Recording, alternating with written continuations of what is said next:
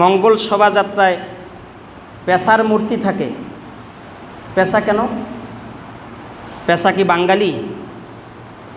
আশ্চর্য। পেশা কেন? পেশা তো একটা পাখি। এই পাখি কি বাঙালি নাকি? তাকে সামনে নিয়ে আসতে হবে কেন?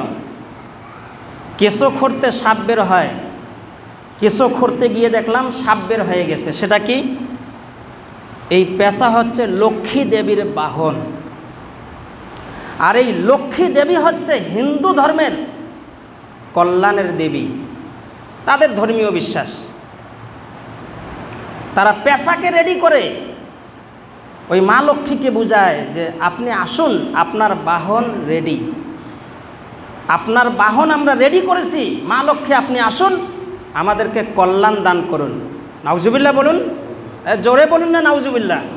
কি একটা পরিস্থিতি চলছে, আমরাও তো বুঝি না। আমরাও তো বলি মাঝে মধ্যে মা লক্ষ্মী।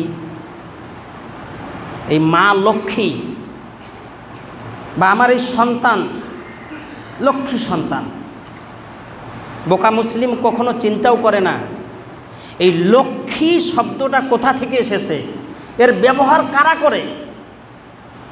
বলে যে এই স্টুডেন্ট আমার লক্ষ্মী স্টুডেন্ট, এই ক্রেতা আমার লক্ষ্মী ক্রেতা, বলে কি না?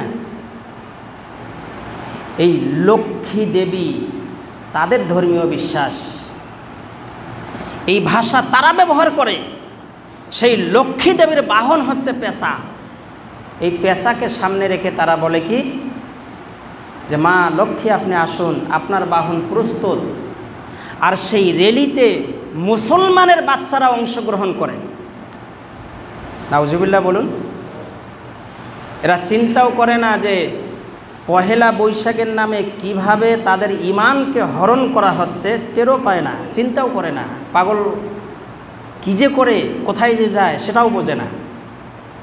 কোনো একটা ছেলে আমাকে বললেন যে হুজুর কেন যায় আপনি জানেন না? সবই বোঝে এরা, এরা যায় ওই জন্য।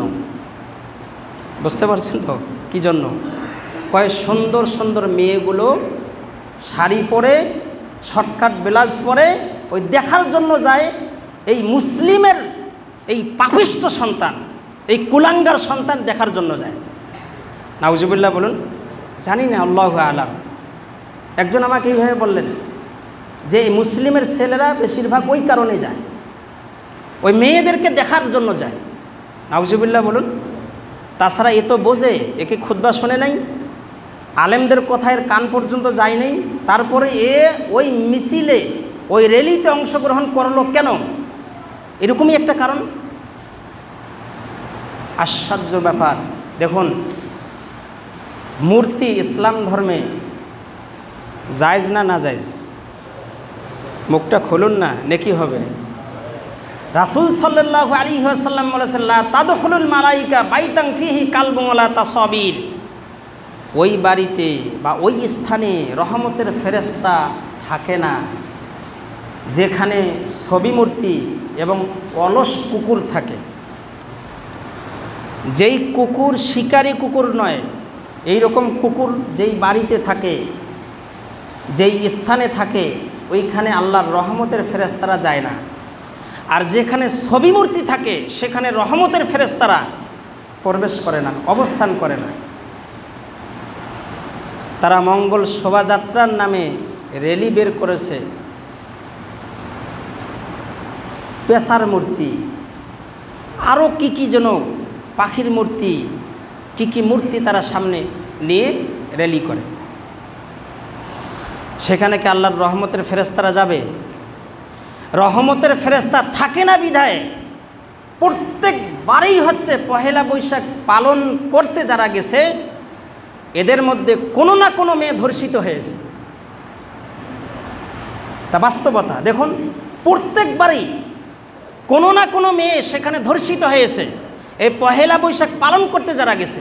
কেন? রহমত নাই, আল্লাহ গজব চলে আসছে।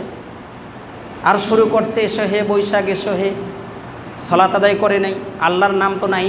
বৈশাখ এমনভাবে আসছে গজব হিসাবে।